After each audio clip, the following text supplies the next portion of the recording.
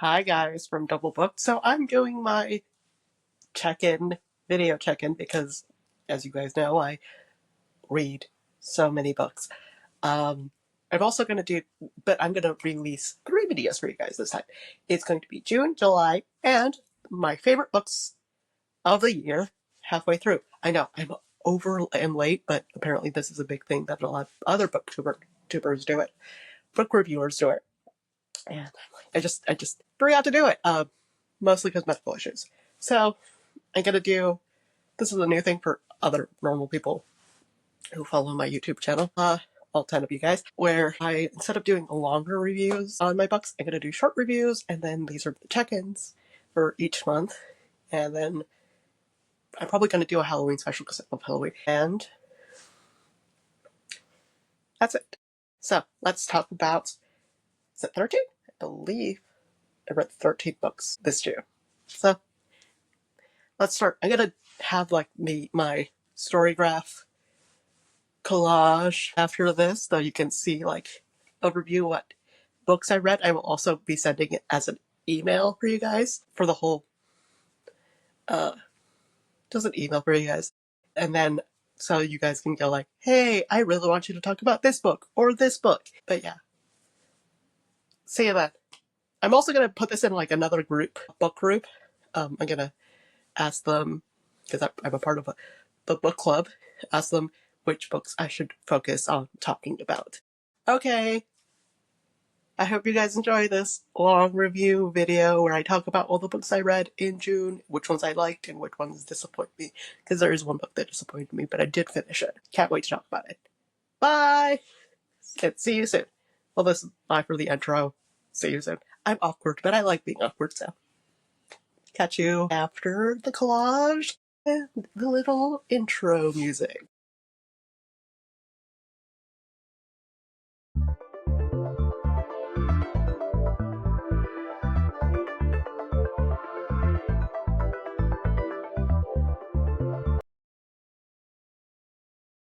So let's talk about the books I read. A Sorcerer Comes to Call is an interesting story. Like, it's supposed to be a remake of The Goose's Girl, which is a classic story that I've never even heard of, so that's interesting. But it follows a young woman who has a sorceress as a mother, and she's very controlling and very abusive and isolates her, which obviously is a sign of abuse.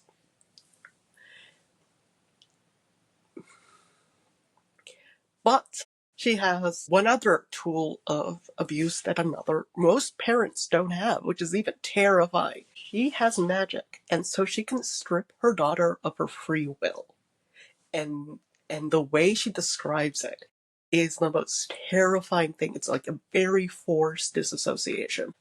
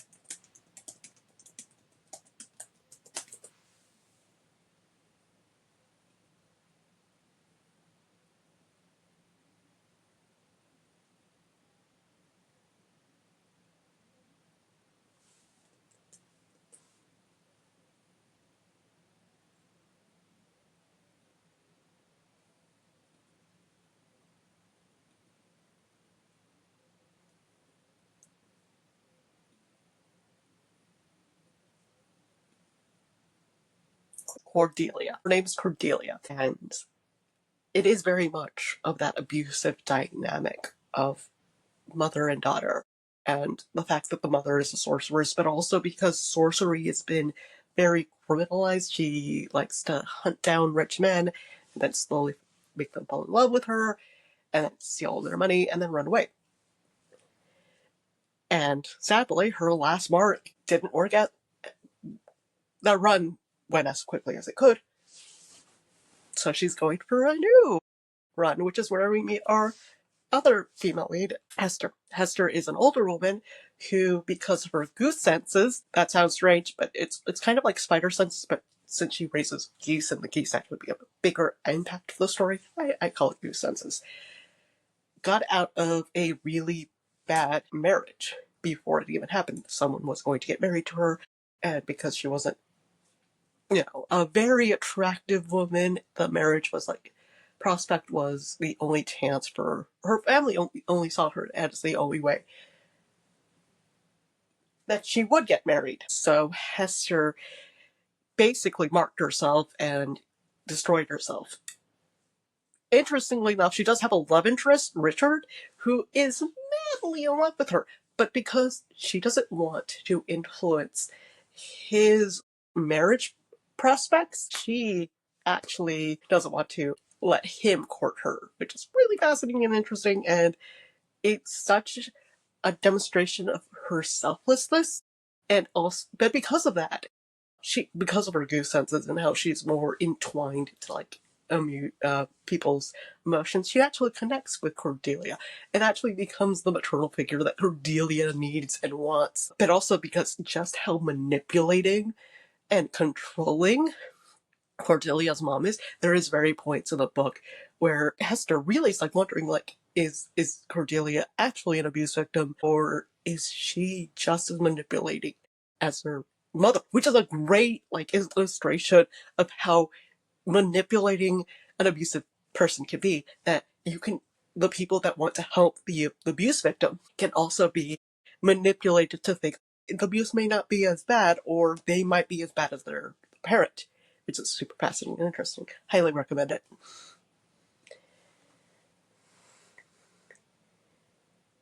You Again by Kate Goldbach is I already talked about this book during my break, but it is, well, I was in the airport, but I'm going to talk more about it. Is basically how Harry meets Sally. That's the way the author describes about it later in the end of the book. But basically, it's about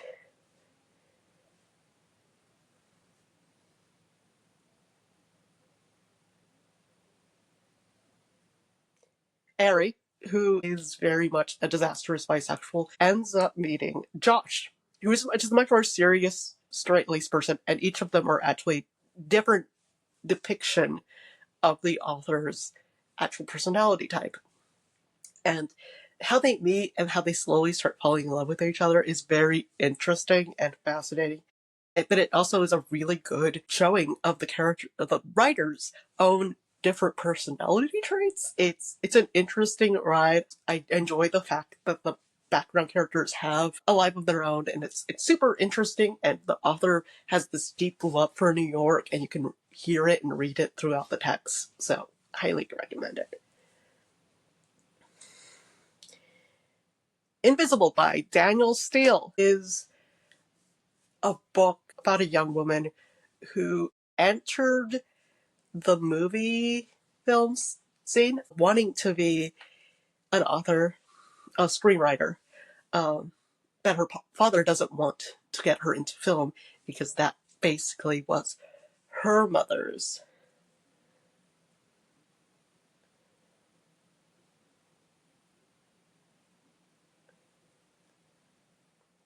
her her mother's owed want to be in the film, and when she got pregnant, it was a horrible pregnancy, and she just basically treated her child as terrible, and she learned how to be invisible, which is the title is called Invisible, and how she ends up having to like relearn, especially like in college and whatnot. She takes the invisibility as a superpower, so she can go to like watch films and whatnot. She falls in love with films to become an author. And there's a whole situation where she goes for her internship in film, and then she ends up kind of being seen as a great potential for an actress by a director.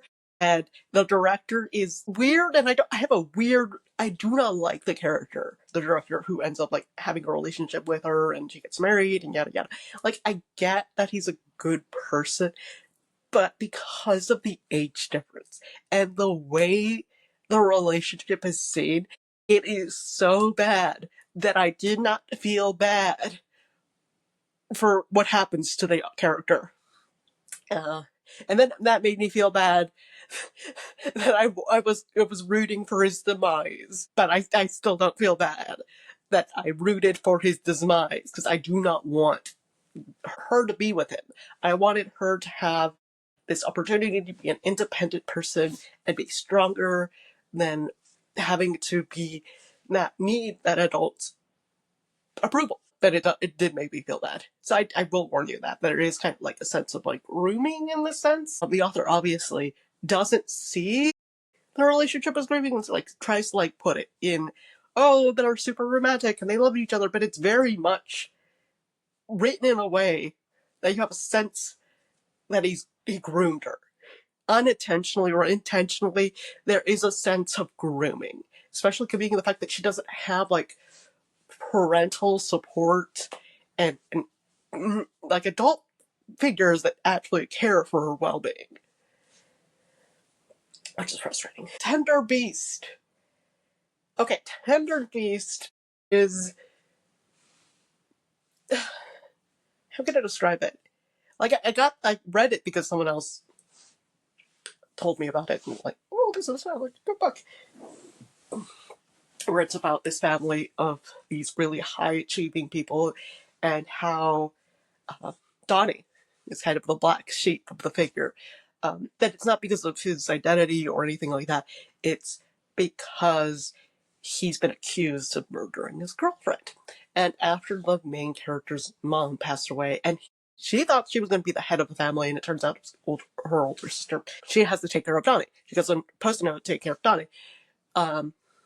And it's about the whole concept of family prosperity and how important it is to look well, and even the best families have like dark secrets inside of it. But, and here's my problem with it, you get a little bit of notes from the mother, and it's like later on you realize and recognize how manipulating these notes are, and they're kind of written in a way that there's a reason for the manipulation of it. But just like her, none of these characters are freaking honest with themselves. Like, the narrator has this blank slate. She is empty. She is like an empty box. Like, not an empty box. She's an empty box with like mirrors all over them. And it's a mirror that is a disillusion where it forces you to look at yourself in a positive light and stuff.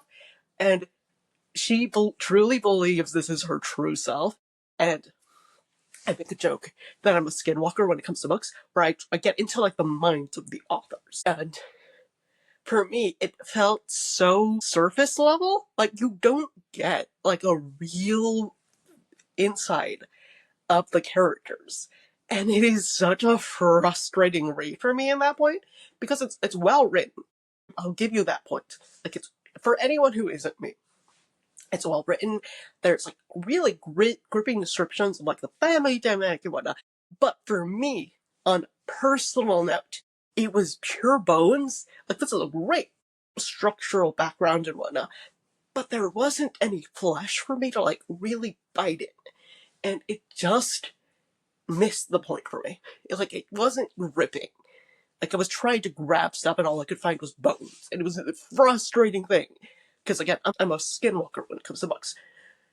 I get into like the minds and I understand why an author would choose to write this way. I don't like understand the grammatical choices or the writing structure of it, but I can understand like the voice of like why this voice, this book is written with this voice, or why I can see a book and a storyline as like a body that I'm slowly dissecting, and I can see the muscle and structure. And for me, it just felt like looking for this really nice, interesting prey and only finding boats. It was frustrating, which is why I gave it such a low rating. It is a fantastic book for the mysteries and the twists and turns, but it just did not satisfy me on a personal note. It just didn't satisfy me. But if you're interested in like the whole not having like none of these characters and narrators being at all relatable, not trustable or confident, and so you end up like having these moments where you're like, oh yeah, this is what this really means, and then you're later you're like, was it? Are they being honest with themselves? Are they being honest with anyone? Highly recommend Tinder Beast.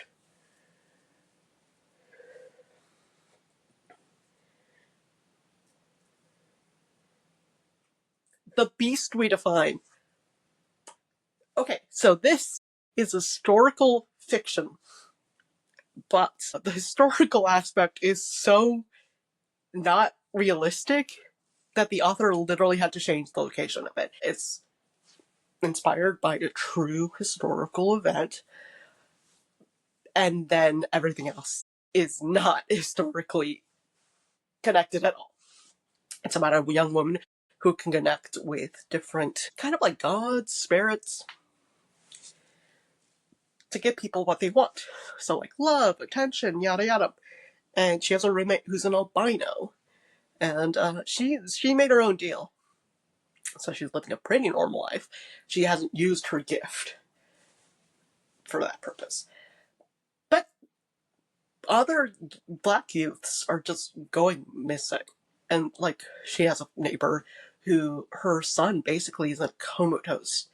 So she has to make a heist to find this like drug lord's wife who has this really valuable ring that is super valuable in the spirit realm or something, and she has to find to get it into a heist. And then she makes friends with other people who also made deals with other spirits and are now dealing with the curse of them. So there's a guy who can sing, and his voice is alluring, but when he's not singing, no one cares about him. Or a guy, another gentleman who can act, and whatever character he acts, people believe that character. Like, okay, you can say he's a king of some country, and everyone believes he's the king. But if he tries to be himself, people do not remember him at all. And that's the same thing with another character who can like tell these stories, and people are drawn to them. The singer was like he could sing and he could persuade you to do something, but other than that, he can't be loved. And then there's the actor who can change, and then if he tries to be himself again, people forget. And another person who can be persuasive, but if he again tries to be himself, people forget. And so they do a heist to find this ring, and it's super interesting and fascinating. Each of the characters are unique enough that they have this really strong allure, and the heist fits. But yeah, historically, it has barely any historical fiction towards it, but it is an interesting read. Highly recommend it. Ready or not. Okay, ready or not. I have a problem with the ending. I just genuinely have a problem with the ending.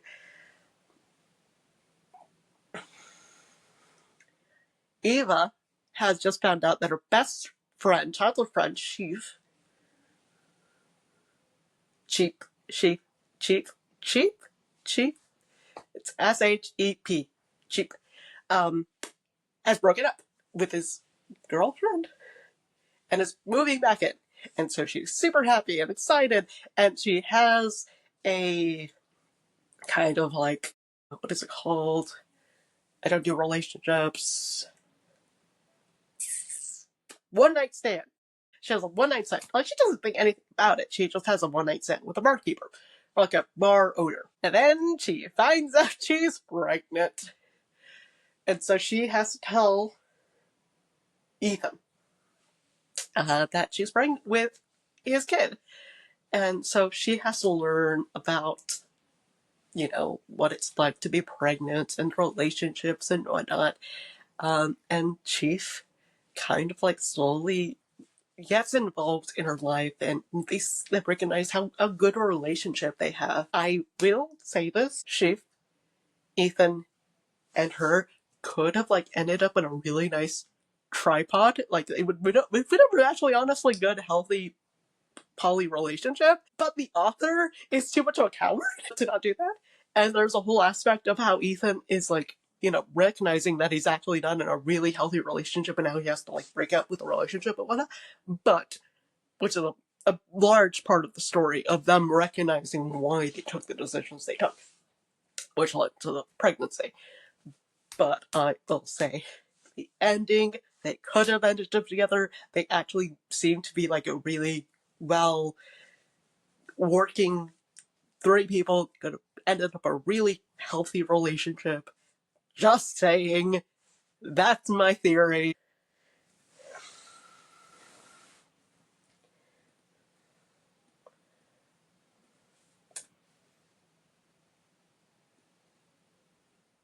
I'm not taking any notes on it. So, I read The Great Gatsby twice. I read the original version of it, which I enjoyed. I hated the fact that Nick was such a narrator, and because he was a narrator, the author's perspective, like choice of forcing him to have to be really descriptive of Gatsby made it sound very homoerotic. Um, so that was an interesting choice that it is so homoerotic because of that. But then I read the remake in which Nick and Gatsby are trans men, and I enjoyed it immensely even more because Nick, not being a narrator, you get a lot more impact of his emotional choices, and obviously there's a satisfying ending to it. And also because they do a whole thing where they talk about the whole stock market crash, which I'm like, yes. And the fact that Nick is like a mathematical genius, which kind of makes sense in the original book, we discuss about how he's there because of the career choice.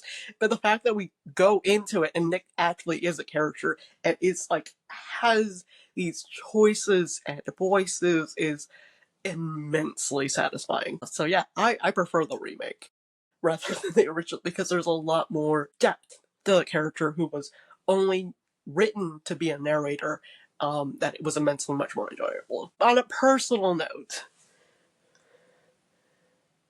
the remake is also called A Self-Made Man, which is also like, it makes sense because of trans man, that it's also a joke on the whole concept of self-made American men, which is, you know, hilarious and funny because we're talking about the great American novel.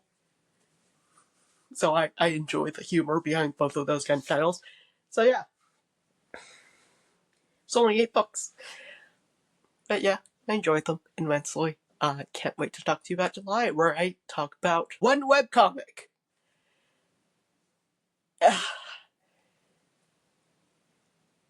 But yeah, can't wait to talk to you about that. See you in the next video. Bye!